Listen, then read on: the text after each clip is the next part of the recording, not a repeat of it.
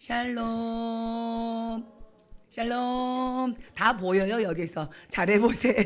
샬롬. 예. 자, 여러분들 뭐 오시면서 못 느끼셨어요? 아유, 아까 또 오다 보니까 보슬보슬보슬 뭐가 봄비, 세상에 봄비가 내리더라고요. 그래 땅 속에서는 스물스물 봄 기운이 이렇게 올라오는 느낌이 듭니다. 이렇게 포근해져서 여러분들이 특히 어르신들이 이 교훈은 발걸음이 조금 더 쉽고 가벼워진 것 같아서 참 감사했습니다. 오늘 새벽 기도를 드리다가 문득 이렇게 고개를 들려봤더니만은 봄이 왔습니다. 저 우리 꽃 가다 보세요. 지금 돌리지 마세요. 돌리지 마세요. 우리 철쭉나무가 큰 게 있잖아요. 꽃목이리가 팍 피었더라고요. 가장 먼저 봄이 온 것 같아서 얼마나 예쁘든지 막 가슴이 두근거렸습니다. 이제 봄이 되면 어떻습니까, 여러분들? 느껴지잖아요. 우리도 모르는 사이에 그 얼었던 땅을 뚫고 뭡니까? 새순이 막 새싹이 돋아 올라오기 이제 시작합니다. 그죠? 그리고 그 말랐던 가지에, 얼어붙은 말랐던 가지에서 새순이 막 날 때에 어떻습니까? 기운이 나지 않습니까? 그 봄 기운으로 우리 가슴이 두근두근 거립니다. 자, 우리가 지금 사순절이 이제 시작되었습니다. 이 사순절을 영어로 렌트라고 하는데 이 어원이 바로 만물의 소생입니다. 뭐라고요? 만물의 소생입니다.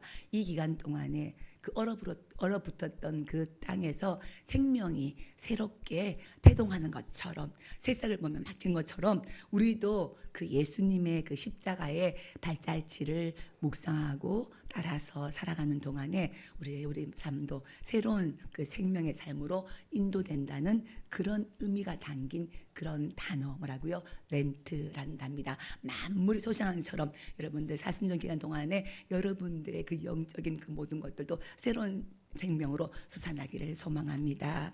자, 예수님께서도 이제 공생애를 시작하시기 전에 광야에서 먼저 금식과 기도로 40일을 보냈습니다. 이 40일을 어디에서? 광야에서 보내시면서 금식하며 또 하나님의 뜻을 깊이 구하면서 기도했습니다. 그때 사탄이 다가와서 예수님을 시험했습니다. 자, 그러나 예수님은 하나님의 뜻이 무엇인지 확실하게 분별하시고 사탄의 시험을 이기시고 그 뜻대로 사시기로 다짐했습니다. 자, 그래서 우리 그리스도인들은 부활 전 주님이 40일 동안 광야에서 지내셨던 것을 기억하면서 사순절을 지킵니다. 또 이때 그리스도인들은 그 예수님의 그 고난의 의미를 깊이 생각하면서 회개하고 또 절제하고 금용하고 또 자선 좋은 일을 하면서 이런 것들을 행하면서 그 주님의 발자취를 따르면서 부활절을 기다리는 것입니다. 자, 이 기간을 가리켜서 사순, 40일입니다. 40일에 해당되는 그 절기를 해서 사순절이라고 부릅니다. 우리 색깔도 다 바뀌었죠. 우리 여신도애들 전부 다 보라색 맞네, 그죠? 찬양할 때도 사순절 기간에 우리의 절기 색깔은 바로 보라색입니다. 자, 주일을 빼고 40인데요. 그것은 주일은 뭐로 지킨다고? 오늘이 작은 부활절입니다. 작은 부활절로 생각하기 때문에 주일을 뺀 40일을 지키고 있습니다. 여러분, 이 사순절을 통해서 그 예수 그리스도의 사랑은 십자가의 순종을 통해서 온전히 드러났다는 것을 꼭 기억하시면서 우리의 그 신앙의 원점이 어디서부터 다시 시작해야 하는지를 다시 한번 생각하는 귀한 시간 되시기를 바랍니다. 여러분 늘 그래야 하겠지만 특별히 이 사순절 기간에 주님을 더 가까이 하시기를 바랍니다. 십자가를 더 바라보시길 바랍니다. 그 십자가를 그냥 이렇게 바라보는 것에 그치지 마시고요. 십자가에 달리신 그 예수 그리스도를 생각하시고 또 그 흘리신 피를 생각하면서 그 피는 누구도 아닌 바로 나의 그 죄값을 대신 치르기 위해서임을 가슴에 깊이 새기면서 매일매일 우리가 뭐 특별 사순절이라고 뭐 금식, 금욕, 절제하면 좋겠죠. 그렇지만 그보다 먼저 우리 가슴 가운데 매일 십자가를 새기고 십자가를 바라보면서 그 고난 당하신 그 십자가에서 그 흘리신 그 피를 우리가 구체적으로 생각하면서 나의 죄를 회개하며 예수 그리스도의 그 피의 은혜를 우리 이렇게 한번 고백하시 바랍니다. 자, 여러분, 왜 그 주님의 머리에 가시관에 씌워지고 붉은 피를 흘렸을까? 우리가 머리로 지은 또 생각으로 지은 그 죄값을 대신 치러주기 위함이었습니다. 왜 주님의 그 두 손에 그 못이 박히고 피를 흘렸을까요? 우리가 이 두 손으로 지은 그 죄값을 대신 치러주시기 위함이었습니다. 왜 주님이 두 발에 못이 박히고 피를 흘렸습니까? 우리가 이 두 발로 가서는 안 될 곳을 누비면서 지은 모든 죄값을 대신 치러주시기 위함이었습니다. 왜 주님의 옆구리가 창에 찔리고 마지막 피 한 방울, 물 한 방울까지 모두 쏟으셨을까요? 우리가 이 썩은 문드러질 이 몸뚱어리로 이 몸으로 지은 모든 죄값을 주님께서 대신 치러주시기 위함임을 여러분들 바라보기를 원합니다. 여러분들, 복음이 뭘까요? 이것을 믿는 것입니다. 이것이 바로 복음입니다. 우리가 이 복음을 믿음으로 예수님을 우리의 그 생명의 구주로 모시지 않습니까? 우리는 그분의 은혜가 없이는 한순간도 살 수 없다는 것을 우리가 깊이 깨닫고 오직 그분의 은혜로만 살아가고자 주님의 제자가 되고자 다짐한 사람임을 여러분들 기억하고 여러분들 그렇게 나가기를 바랍니다. 우리가 사순절이 되면은 좀 더 숙연해지면서 우리의 모습을 경건하게 가다듬는 그런 시점이지 않습니까? 아무리 바쁘고 이 분주한 삶 속에서 다시 십자가 앞으로 돌아와서 십자가 앞에 서 있는 여러분이 되시기를 바랍니다. 주님이 당하신 그 고난과 그 아픔, 주님의 그 가신 그 길을 생각하면서 정말 내가 걷고 있는 이 길이 주님을 따르는 그 길인지 묻는 이 사순절의 시간이 되시기를 바랍니다. 자, 이 사순절의 길을 생각하다가 한 편의 시가 떠올랐습니다. 제가 참 좋아하는 시입니다. 구부러진 길, 이중간 시인의 시인데요. 우리 이 목소리로 제가 낭송하기는 좀 그래서 우리 시 낭송하는 사람, 우리 장선미 조사님 한번 낭송해 주시겠습니다. 나는 구부러진 길이 좋다. 구부러진 길을 가면 나비의 밥그릇 같은 민들레를 만날 수 있고 감자를 심는 사람을 만날 수 있다. 날이 저물면 울타리 너머로 밥 먹으라고 부르는 어머니의 목소리도 들을 수 있다. 구부러진 하천에 물고기가 많이 모여 살듯이 들꽃도 많이 피고 별도 많이 뜨는 구부러진 길. 구부러진 길은 산을 품고 마을을 품고 구불구불 간다. 그 구부러진 길처럼 살아온 사람이 나는 또한 좋다. 반듯한 길, 쉽게 살아온 사람보다 흙투성이 감자처럼 울퉁불퉁 살아온 사람의 구불구불 구부러진 삶이 좋다. 구부러진 주름살에 가족을 품고 이웃을 품고 가는 구부러진 길 같은 사람이 좋다. 자, 여러분 어떠세요? 이 시를 읽으면서 마음에 남는 문장이 있었습니다. 구부러진 길이 좋다. 구불구불 구부러진 그 삶이 좋다. 구부러진 그 사람이 아름답다. 예, 정말 글쎄 나이가 들어가서 그런지 정말 그렇더라고요. 우리 여기도 계시지만은 우리 어르신들 많습니다. 그죠? 우리 장정자 권사님이나 장정녀 권사님 허리가 이렇게 구부러져 있지 않습니까? 그리고 우리 권사님들 깊이 패인 구불구불 깊이 패인 그 주름살이 있지 않습니까? 거친 손을 이렇게 보지 않습니까? 그분들의 그 구부러진 그 헐만 삶이 이제는 정말 얼마나 아름답게 느껴지는지 모릅니다. 그 구부러진 길을 걸어갔던 그 사람이 그 삶이 정말 멋지고 정말 아름답게 보이고 정말 좋습니다. 구부러진 길이 좋다. 구불구불 구부러진 그 삶이 좋다. 자 그런데 자 이렇게 생각하는데 세상 사람들은 솔직히 이 구부러진 길을 싫어합니다. 좋아하지 않습니다. 돌아가는 길을 싫어합니다. 늦어지는 것을 싫어합니다. 요즘 사람들의 관심이 과연 무엇일까요? 자, 이번에도 우리 명절 때 가족들이 모였을 때 어떤 내용의 대화들을 나눴을까요? 우리는 가족 맺지도 않지만은 우리 애들이 서로 대화 나누는 거 보니까 참 가관이더라고요. 가관이더라고요. 결론적으로는 구부러진 길, 좁은 길 싫다는 거죠. 어떻게 하면 빨리 돈 벌고, 어떻게 하면 빨리 성공하고, 어떻게 하면 빨리 은퇴해가지고 편안하게 쉴까, 막 그런 내용들을 서로 얘기하면서 오빠는 몇 살 때까지 일할 거야? 뭐 이런 식으로 아주 싫어합니다. 그 관심이 그냥 모이면 얼마를 모으면 빨리 일을 그만둘까? 어떻게 하면 빨리 성공할 수 있을까? 어떻게 하면 남들보다 빨리 앞서갈 수 있을까? 이렇게 세상은 직선한 길, 지름길, 빠른 길, 고속도로처럼 길이 쫙 뚫려서 빨리 성공하고 편하게 있을 수 있을까라고 생각합니다. 특별히 뭐 요즘은 무슨 시대입니까? 아주 빠른 시대지 않습니까? 인터넷 시대, AI 그 인공지능 시대를 살고 있으니까는 그 구부러진 길, 좁은 길이 얼마나 비효율적이고 그들에게는 그것이 설득력이 없을 것 같습니다만은 그러나 성경은 다릅니다. 좁은 길로 가라. 생명으로 인도한 길은 바로 좁다.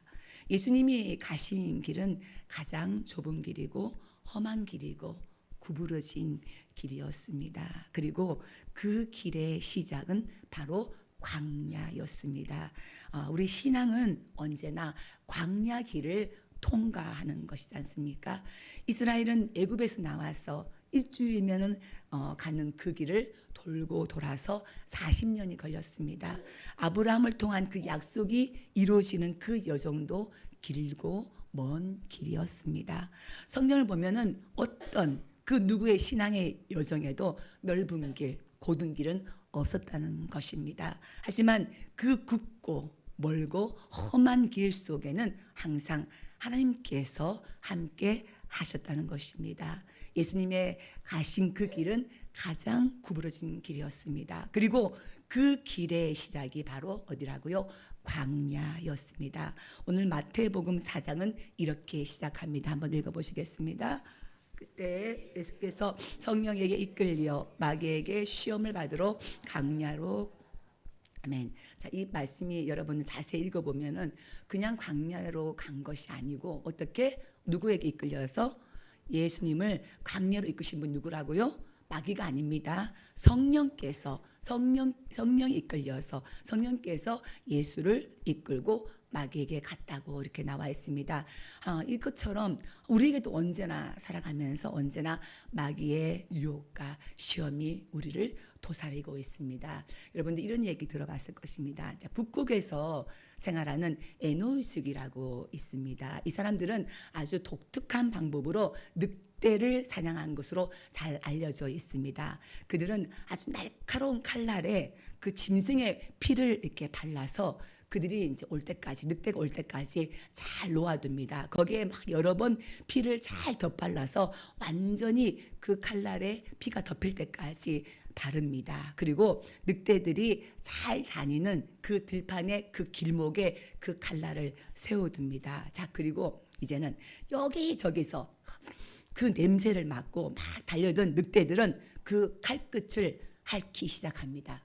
자, 근데 북극이 어디입니까? 다 얼음덩어리지 않습니까? 그 얼어붙은 동물의 피와 그 싸늘한 얼음을 핥을 때에 그 혀를 마비시켜서 아픔을 느끼지 못한 그 늑대들은 그 칼날에 자기의 혀가 비어서 자기의 피라는 것을 알아차리지 못한 채 자신은 더 허겁지겁 그 칼을 핥게 되는 것이죠. 그렇게 늑대는 피를 흘리며 어떻게 서서히 죽어간다는 것입니다.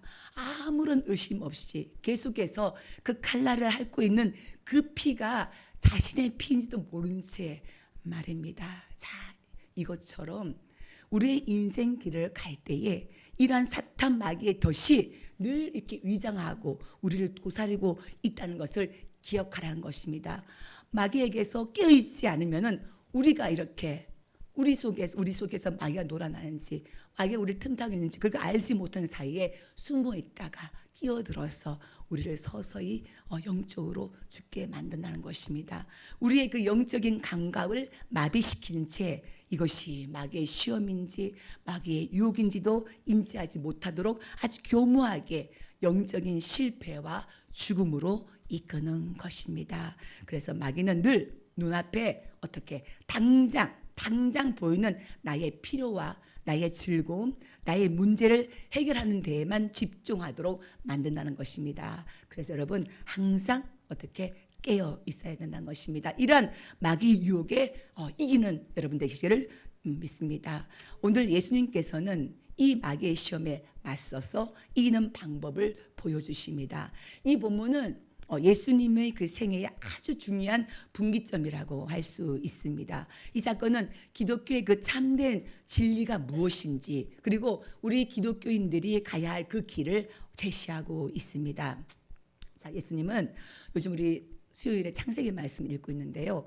예수님은 마귀가 아담과 여자를 시험했던 것처럼 동일하게 어떻게 먹음직하고 보암직하고 지옥해 보이는 탐스러운 그 선악과의 그 유혹처럼 세 가지의 그 유혹에 직면하게 됩니다. 자, 그러나 예수님은 이 시험을 이겨냄으로써 그 아담의 패배로 인해서 죄와 사망 아래에 놓여있던 우리 인류를 구원하게 될 그 메시아로서의 그 모습을 우리에게 보여주십니다.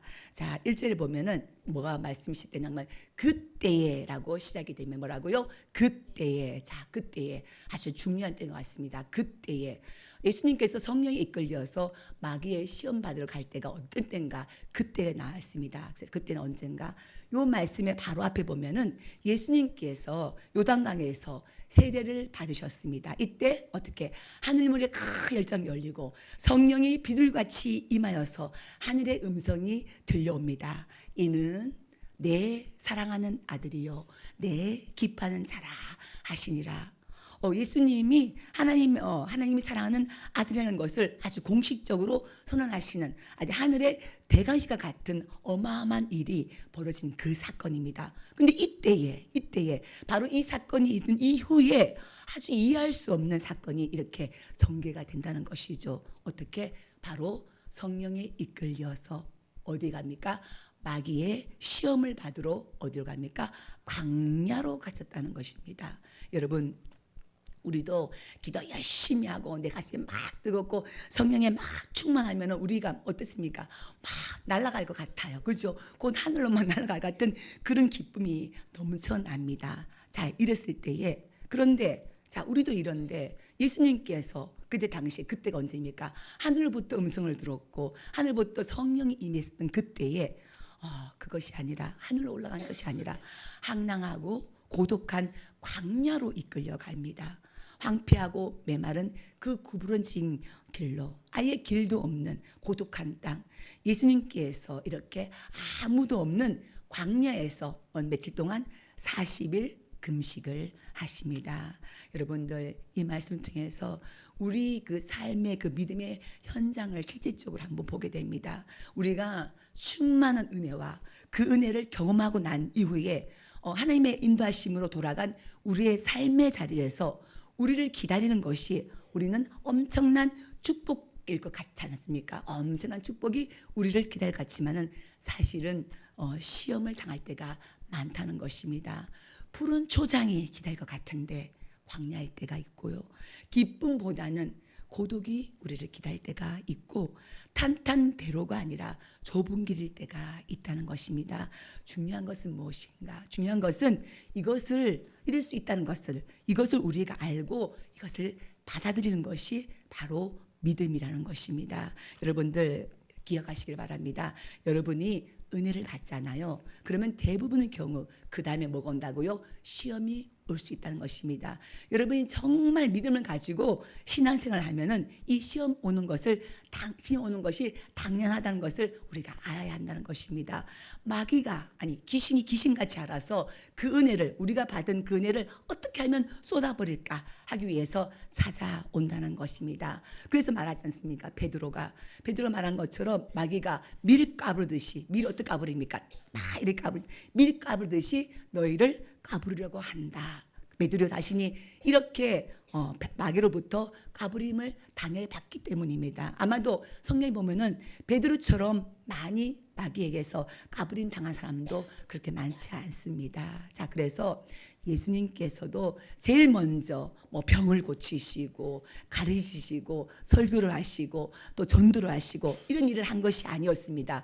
이 본문 바로 앞에서 어떻게 아까 본 것처럼 어떻게 성령이 임하고 성령을 받고 난 다음에 가장 먼저 하신 일이 바로 사탄의 그 세력을 잡았다는 것입니다. 그리고 그렇게 하기 위해서 먼저 어떻게 했습니까? 40일 동안 금식하고 기도를 하셨다는 것입니다. 마가복음 9장에 보면은 귀신 들린 아이가 있었는데 제자들이 그 귀신을 내쫓지 못하는 거예요. 왜 예수님께 제자들이 왜 우리에게는 이런 유가 나가지 않냐고 물어봤을 때 예수님께서 뭐라고 말씀하셨습니까? 기도에는 이런 일이 일어나지 않는다. 이런 일이 일어나지 않는다. 예수님께서는 친히 40일을 금식하시고 기도하시고 준비하신 다음에 마귀를 만난 것입니다. 마귀가 얼마나 강교하고 그리고 어둡고 교활하기 때문에 함부로 덤빌 대상이 아니란 것입니다. 철저하게 말씀과 기도로 무장한 다음에 마귀를 대적해야 될 줄 믿습니다. 그래서 예수님께서 40일을 금식 기도를 하신 것입니다. 철저하게 준비하신 것이죠. 여러분들 우리 교회가 가장 강조한 거 우리 목사님 통해서 늘 강조한 게 뭡니까? 바로 기도이지 않습니까? 바로 이것입니다. 언제나 마귀의 목적은 머리 대신 예수께서 머리 대신 이 몸된 교회를 무너뜨리려고 한다는 것입니다. 그 마귀의 목적은 그 성도의 믿음을 파괴하는 것이 그 마귀의 목적이라는 것입니다. 이 마귀에게 틈을 주지 않기 위해서는 개인이나 가정이나 교회는 늘 깨어서 뭐밖에 없습니까? 답을 가르쳐 줬습니다. 뭐밖에 없다고요? 기도에는 다른 유가 나가지 않는다 했습니다. 기도하는 방법 이거밖에 없다고 말씀하고 있습니다. 그래서 여러분들 우리 교회가 정말 이렇게 밥을 맛있게 하는 교회, 평화밥상으로 이렇게 소문나는 것도 좋지만은 그보다 더 먼저 기도하는 교회, 아멘입니까? 기도하는 교회, 마귀를 내쫓는 교회. 그래서 감히 마귀가 우리 교회에 얼씬도 못하는 그런 교회 되기를 원합니다. 여러분들 강하게 기도하시고 말씀으로 무장하시길 바랍니다. 이렇게 예수님께서도 곧바로 그 능력의 길을 걷는다든지 영광의 길을 가시면 되지 않습니까? 그래서 나가서 병자를 고치시고 오병이어의 그 기적을 행하시고 만왕의 왕이 되면 되지 않습니까? 그러나 예수님을 먼저 이렇게 영광의 길로 보낸 것이 아니라 예수님을 먼저 어디로 보냈습니까? 광야로 굶주림과 침묵과 그 시험의 자리로 먼저 보내셨다는 것입니다. 이것이 바로 하나님의 방식이라는 것입니다. 고든 길이 아니라 무슨 길? 구부러진 길. 환호가 아니라 고독과 그리고 영광이 아니라 순종의 자리였다는 것입니다. 그래서 마귀는 예수님께 이제 3가지 시험을 합니다. 어떻게? 돌을 떡으로 만들어라. 성전에서 뛰어내려라. 내게 절하면 천하를 다 주겠다. 마귀의 이 3가지의 핵심은 바로 하나입니다. 너는 하늘 것을 버리고 땅의 것을 취하라. 십자가 없이 영광을 얻어라. 바로 이것이거든요. 십자가 없는 영광을 취하라는 것이죠. 십자가 없이도 원하는 것을 얻는 방법을 마귀가 아주 유혹을 하고 있다는 것입니다. 마귀의 유혹은 지름길입니다. 직선의 길입니다. 빠른 성공입니다. 그러나 예수님은 그 유혹에 넘어가지 않고 그 길을 거절하십니다. 이렇게 광야에서 이 마귀의 승리는 바로 십자가로 이어졌고 십자가는 뭐로? 부활로 이어졌습니다. 예수님은 이 마귀의 시험을 이긴 후에 이제 본격적으로 세상에서 구원의 일을 시작하려고 하셨습니다. 그러나 예수님의 그 종착지는 결국 뭡니까? 십자가였습니다. 아래로 아래로 내려오셨고 우리를 죄에서부터 자유함을 죽음에서부터 생명을 주시려고 십자가에 매달려 빌려 돌아가셨다는 것입니다. 이 주님의 방법은 수치를 통해서 영광을 얻고자 하셨으며 죽음을 통해서 영원한 생명을 우리 모두에게 주시고자 한 것이었습니다. 그러나 사단은 이 예수님의 방법을 빼앗고자 했습니다. 십자가를 빼앗고 십자가의 좁은 길을 막아서고 싶었던 것입니다. 이 마귀의 시험은 지금 우리에게도 아주 강력하게 때로는 아주 유혹적으로 찾아옵니다. 세상의 영화로운 모습을 보여주고 화려한 영광을 동경하게 만들고 편하고 아름답고 넓은 길을 가기를 원합니다. 너 조금만 타협하면 되잖아. 편해질 수 있어. 아이고 이 정도면 괜찮아. 뭐 그렇게 굳이 예배를 드리려고 그래. 그렇게 힘들게 뭐 그래 평화 발상하려고 그래. 힘든데 등등. 굳이 왜 그런 십자가를 지려고 그래? 왜 그래 힘들게 기도를 해? 우리 딸이 하는 말이 엄마 기도 좀 그렇게 하지 마. 목소리가 왜 그래 듣기 싫어. 꼭 그렇게 눈물 흘리면서 소리를 지르면서 기도를 해야 돼. 막 이렇게 아주 사탄질을 하고 있습니다. 사탄아 물러가라 속으로 했습니다.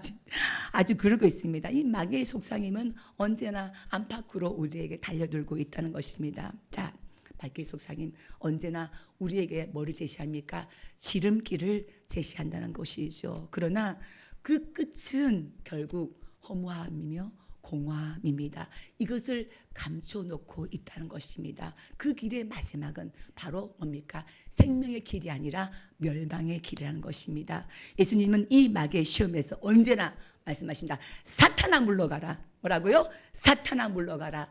기록하였으되 우리가 말씀 읽었을 때 항상 뭐라고요? 기록했을 때 가감없이 하나님 말씀 그대로 강력하게 마귀를 대응하고 있습니다.